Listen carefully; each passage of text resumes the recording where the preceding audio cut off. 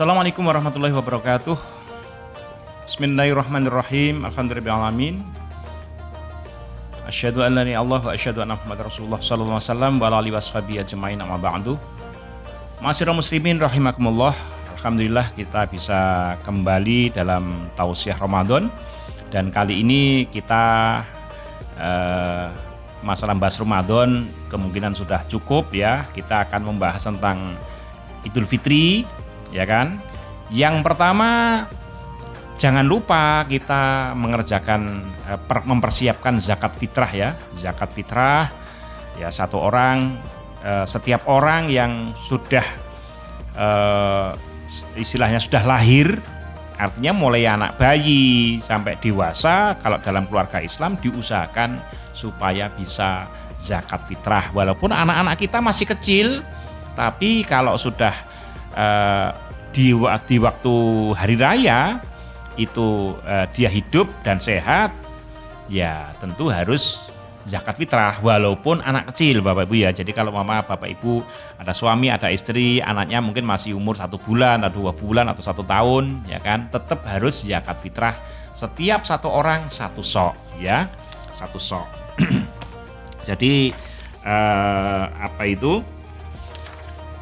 diusahakan kita berzakat. Nah, penyerahannya bagaimana? Kalau memang di masjid di situ ada pengurus masjid yang membagi, karena zakat al-fitri itu tu'matan lil masakin. Jadi memberi makan orang-orang yang miskin dan membersihkan membersihkan dosa-dosa kita dari rofas dan lahan. Jadi kalau waktu puasa masih mungkin sempat dengar lagu-lagu atau di situ masih lahan-lahan, masih mengerjakan hal yang tidak bermanfaat, ini dosa. Dan dengan zakat itu nanti Allah membersihkan dosa-dosa kita. Ini disampaikan ketika diusahakan 2 hari ya, 2 hari, minimal 2 hari sebelum hari raya. Silakan diserahkan ke amil di masjid masing-masing, atau kalau tidak bisa langsung Anda serahkan pada fakir miskin di sekitar Bapak Ibu juga boleh, ya kan? Tapi kalau lebih tertatanya, silakan Bapak Ibu serahkan pada di masjid atau di madrasah atau di mana yang di situ ada yang bisa menerima menyalurkan zakat fitrah ya. 1 orang di situ ya 1 sok ya, kurang lebih kalau 1 sok itu antara ya 2,5 kilo sampai 3 kilo sampai rata-rata 27 ya, 2,6 2,7 lah ya kira-kira. Diusahakan kita bisa, apakah itu beras, tergantung makanan pokok kita apa, ya kan? Apa itu jagung dan sebagainya. Kemudian Bapak Ibu sekalian, kalau tidak zakat fitrah ini berarti kurang sempurna ya, kurang sempurna puasa Ramadan kita. Jadi harus zakat fitrah ya. Ini beda dengan zakat mal, zakat tijarah beda ya. Ini zakat fitrah ini diberikan 2 hari sebelum Idul Fitri. Kemudian ketika Idul Fitri disebutkan di situ persiapan untuk takbir. Nah, monggo ini takbir di dalam Al-Qur'an disebutkan yuridullahu bikumul yusra wala yuridu bikumul usra walitukmilu iddata walitukabbirullaha ala ma hadakum wala'alakum tashkurun. Jadi Allah itu menghendaki mudah dan tidak mempersulit, dan Allah memerintahkan supaya kalian menyempurnakan puasanya, ya kan? Kalau sudah sempurna, apakah 30 hari apa 29 hari, ya kan? Kemudian di situ disempurnakan dengan takbir, ya kan? Allahu Akbar, Allahu Akbar, Allahu Akbar. Silakan Bapak Ibu takbir di masjid boleh, di rumah-rumah boleh, ya kan? Kalau zaman dulu itu di pasar-pasar juga takbir, ya kan? Jadi mari kita gemakan dakwah Islamiyah ini dengan membaca takbir, ya kan? Kalau saran kami tidak perlu dikasih musik, ya kan, ditabui macam-macam, malah ya kan kita nggak takbir, tapi yang takbir di situ sound systemnya atau rekaman. Nah ini nggak dapat pahala kita, ya kan. Jadi diberi pahala al ajru asawabu biqadri ta'ab. Pahala itu karena kecapean kita. Kalau kita hanya rekaman terus kita nggak zikir, nggak baca takbir, nggak dapat pahala, ya kan?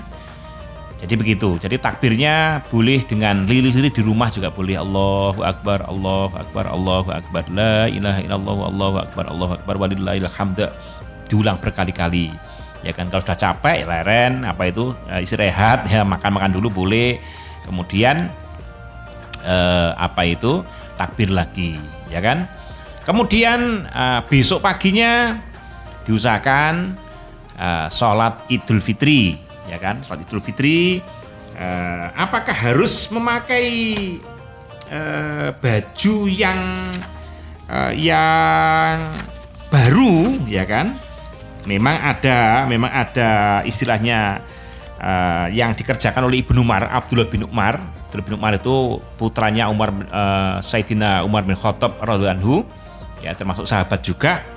Itu disebutkan dalam hadis Baihaqi an-Nafi'in an Ibnu Umar kana yalbasu fil aidaini ahsana siyabihi. Ibnu Umar itu untuk menghormati itu hari raya Islam, ya kan?